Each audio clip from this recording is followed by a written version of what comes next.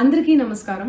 నిన్న ఏదైతే నా బర్త్డే పార్టీ జరిగిందో ఒక చిన్న ఇంట్లో పార్టీ లాగా ఒక ఫ్యామిలీ ఫంక్షన్ లాగా జరుపుకోవాలన్న ఒక ఉద్దేశంతో ఆ రిసార్ట్లో మా అమ్మా నాన్నల కోరిక మేరకు మా అమ్మా నాన్నలతో కలిసి మా ఫ్యామిలీ మెంబర్స్తో కలిసి నేను జరుపుకోవడం జరిగింది.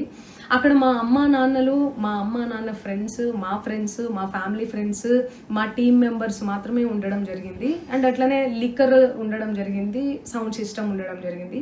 సో సౌండ్ సిస్టమ్కి లిక్కర్కి పర్మిషన్ తీసుకోవాలని చెప్పి నాకు అస్సలు అవగాహన లేదు, ఐడియా కూడా లేదు. అది అనుకోకుండా సడన్గా ప్లాన్ చేసుకొని వెళ్ళిపోవడం జరిగింది అక్కడ.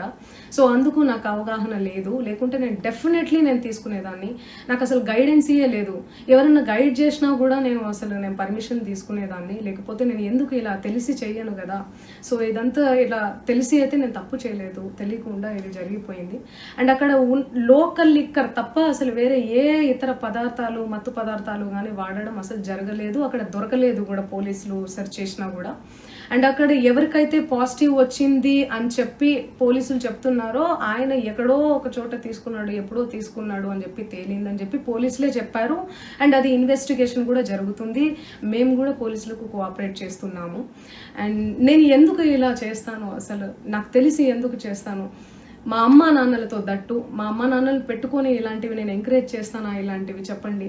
అండ్ ఒక రోల్ మోడల్గా, ఒక ఇన్స్పిరేషనల్గా ఉండాలని అనుకుంటాను, కానీ నేను ఇలా ఎందుకు నేను చేస్తాను. సో ప్లీజ్ దయచేసి మీడియా మిత్రులకు నా విన్నపం ఏంటంటే ఆధారాలు లేని అభియోగాలు నా మీద అస్సలు మోపద్దు ప్లీజ్.